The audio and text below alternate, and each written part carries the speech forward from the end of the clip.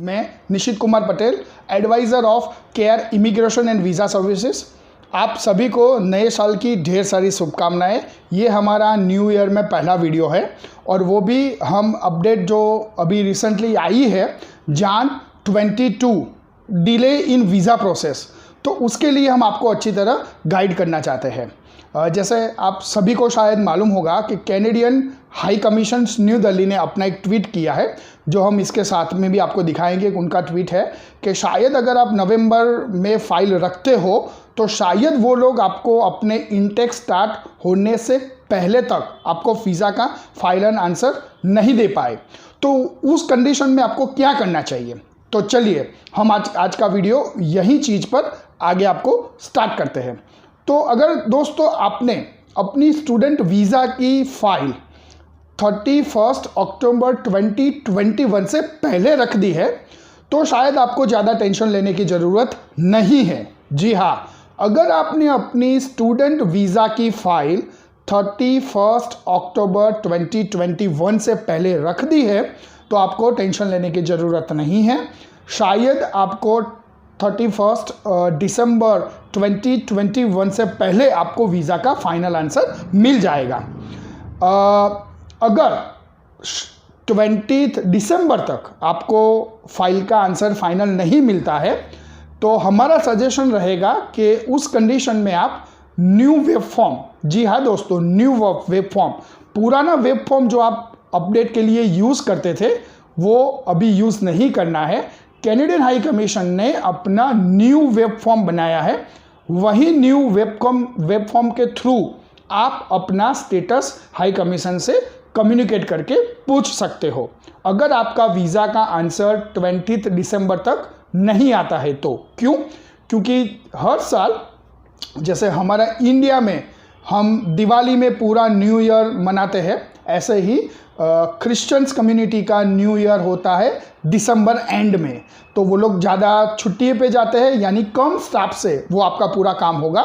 तो आपको ये चीज़ ध्यान में रखते अगर 15 या 20 दिसंबर तक आपको वीज़ा का आंसर नहीं आता है तो आप न्यू वेब फॉर्म के थ्रू अपडेट जरूर कीजिए, या फिर आप अपने एजेंट को बताइए कि वो अपडेट जरूर करे, तो आपको हाई कमीशंस में आंसर मिल जाएगा अपने स्टडी परमिट के बारे में।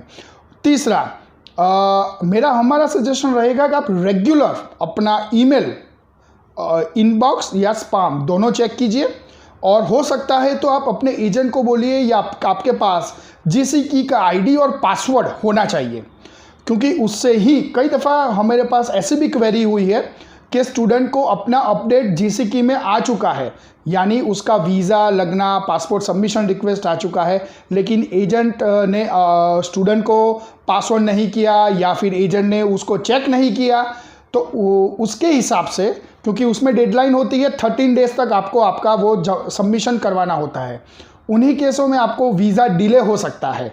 तो दोस्तों, आप अगर वीज़ा की फ़ाइल रखी है तो अभी तो आपको सबको मालूम है कि इंडिया में सब वीज़ा की फ़ाइल सिर्फ ऑनलाइन रखी जाती है, यानी पेपर एप्लीकेशन तो होती ही नहीं है। तो ऑनलाइन फाइल जो भी कंसल्टेंट रखते हैं या स्टूडेंट अपने आप रखते हैं तो उसमें वो लोग जीसीकी अकाउंट क्रिएट करते हैं। वो अकाउंट क्रिएट के साथ उसका आईडी और पासवर्ड होता है, उससे आप अपना रेगुलर अपडेट चेक कीजिए। अगर आपने फाइल 31 अक्टूबर 2021 से पहले रखी है तो टेंशन लेने की ज़रूरत नहीं है। लेकिन अगर आपने फाइल 1 नवंबर 2021 के बाद रखी है या रखने वाले हो और आपका इंटेक जनवरी 22 रहेगा तो आपको ज़रूर टेंशन लेने की ज़रूरत है। तो उस कंडीशन में आप क्या करें, तो पहला हमारा सजेशन रहेगा कि आपको पैनिक करने की बिल्कुल ज़रूरत नहीं है। तो क्या करें फिर, तो आप पहले चेक कीजिए कि आपकी जो कॉलेज आपने अप्लाई की है और जो कोर्स अप्लाई किया है उसमें नेक्स्ट अवेलेबल इंटेक कौन सा है। जी हाँ, बहुत से कॉलेजेस का मई 22 इंटेक ओपन होके फुल हो गया है। मतलब अगर आपने जान 22 के लिए फ़ाइल रखी है, अपनी वीज़ा की प्रोसेस में है, उसका आंसर नहीं आया है और शायद वो आंसर लेट आएगा तो आपको फिर डिफ़र अप्लाई करना होगा।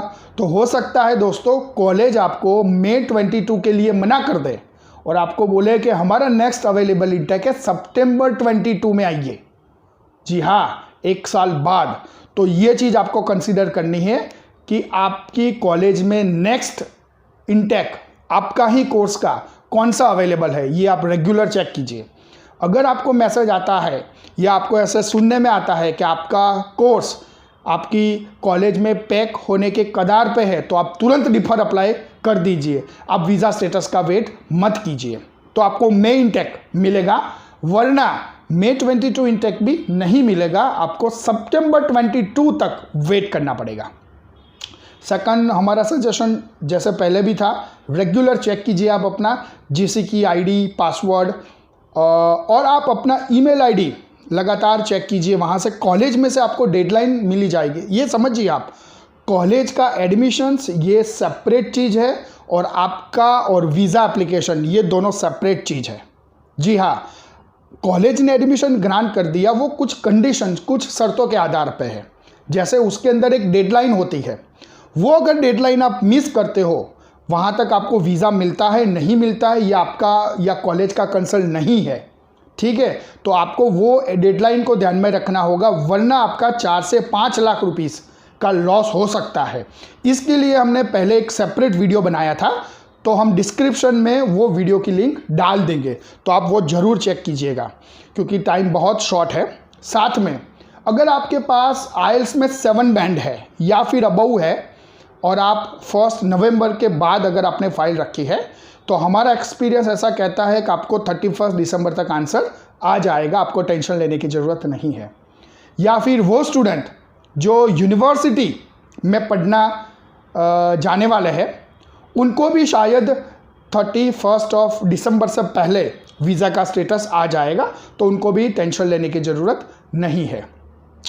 वो बच्चे जो अनकॉमन कॉलेजेस में जा रहे हैं, अनकॉमन कॉलेजेस का हमारा मतलब है कि हर एक कॉलेज में एक कैपेसिटी होती है स्टूडेंट लेने के लिए, और सारे जो बच्चे जाते हैं उनका लोकेशंस प्रायोरिटी होता है। फॉर एग्जांपल, अगर मैं किसी कॉलेज का नाम नहीं दूंगा, क्योंकि हम बहुत से कॉलेज के ऑथोराइज कंसल्टेंट हैं, तो हमारा फिर रिलेशंस कॉलेज के साथ बिगड़ सकता है। तो मैं एक एग्जांपल के तौर पे समझाता हूँ। अगर XYZ की कॉलेज है टोरंटो में, तो सभी लोग टोरंटो जाना चाहते हैं क्योंकि वो लोकेशन के हिसाब से। अगर वो XYZ कॉलेज टोरंटो के बाहर कहीं हो, तो क्या आप जाएंगे? तो नहीं जाएंगे। मतलब आपका चॉइस कॉलेज नहीं है, आपका चॉइस लोकेशंस है। तो जिन बच्चों ने ऐसी कॉलेज सिलेक्ट की है जो कोर्स स्पेसिफिक है, लोकेशन में उन्होंने उसको इम्पोर्टेंट नहीं दिया, कोर्स को इम्पोर्टेंट दिया, कोऑप को इम्पोर्टेंट दिया, कॉलेज की क्वालिटी को इम्पोर्टेंट दिया, तो शायद अनकॉमन कॉलेजेस होगी जो multi cities, multi cultural cities के बाहर के साइड पे होगी, उनको शायद 31 दिसंबर तक वीज़ा का आंसर मिल जाएगा, क्योंकि वहाँ पर एप्लीकेशंस नंबर्स कम होता है, वहाँ पर एप्लीकेशन का नंबर ज़्यादा होता है। तो शायद उन स्टूडेंट्स को भी टेंशन लेने की ज़रूरत नहीं है। फिर जिन बच्चों का मेडिकल, जैसे आपको मालूम है कि आप अप फ्रंट, कनाडा में अगर वीज़ा के लिए जाते हो तो आप अप फ्रंट मेडिकल करा सकते हो। जैसे आपने 2-3 कॉलेज में वीज़ा एप्लीकेशन एडमिशन के लिए अप्लाई किया था, फिर आपकी चॉइस शायद 3rd नंबर की आपकी कॉलेज होगी, लेकिन आपको 1st नंबर की कॉलेज से पहले ऑफर लेटर आया, तो आपको वेट करने की ज़रूरत नहीं, आप मेडिकल तो कोई भी कॉलेज के एलओए से कर सकते हो। तो मेडिकल अप फ्रंट जिसने किया है, या फिर जिन बच्चों ने बायोमेट्रिक, जी हाँ, बायोमेट्रिक अर्ली, क्योंकि आप समझिए आपकी फाइल तभी वीज़ा ऑफिसर के पास पहुंचती है जब आपकी जीसी की में मेडिकल, बायोमेट्रिक सारी चीज़ अपडेट हो जाती है।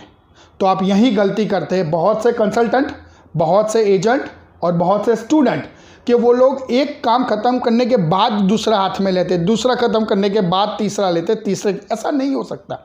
आप चौथा स्टेप साथ में ले सकते हो। तीसरे स्टेप पे अगर बायोमेडिकल आपका मेडिकल आता है तो वो अपॉइंटमेंट अर्ली बुक कर सकते हो। आपका बायोमेट्रिक अर्ली आता है तो वो भी आप अर्ली में बुक कर सकते हो। तो ये सारी चीज़ अगर आपने ध्यान में रखा है तो शायद आपको टेंशन लेने की ज़रूरत नहीं है। तो इन 2 डेडलाइन से हमने आपको समझाया कि आपको क्या करना रहेगा। अगर आप ये चीज़ को फॉलो करेंगे तो आपका जान 22 इंटेक शायद लेट हो, आपको आंसर नहीं मिले, तो मई 22 का आपका बिगड़े नहीं, और सितंबर 22 तक आपको वेट नहीं करना पड़े। और कुछ भी एडवाइस चाहिए तो हम गुजरात बेस्ड कंसल्टेंट हैं। गुजरात में हमारी महसाना, कलोल और अहमदाबाद में ऑफिसेस है। आप वहाँ पर आकर मेरे से मिल सकते हो, मेरी एक्सपर्ट टीम से कोऑर्डिनेट कर सकते हो। या फिर आप गुजरात से बाहर हैं तो भी हमारे बहुत से स्टूडेंट्स हमारे यहाँ पंजाब से, मुंबई, महाराष्ट्र से, पुणे से, इवन दो बहुत से हमारे स्टूडेंट्स आउटसाइड ऑफ इंडिया से भी हमारे यहाँ क्योंकि अभी तो पूरा प्रोसेस ऑनलाइन होता है तो हमारे यहाँ फाइल रखते हैं। ऐसी एडवाइस के लिए ये हमारा डिफरेंट सोशल मीडिया प्लेटफॉर्म है जिसके थ्रू आप हमसे जुड़ सकते हो और एक एक्सपर्ट एडवाइस कैनेडा स्टडी के बारे में मेरे से ले सकते हो।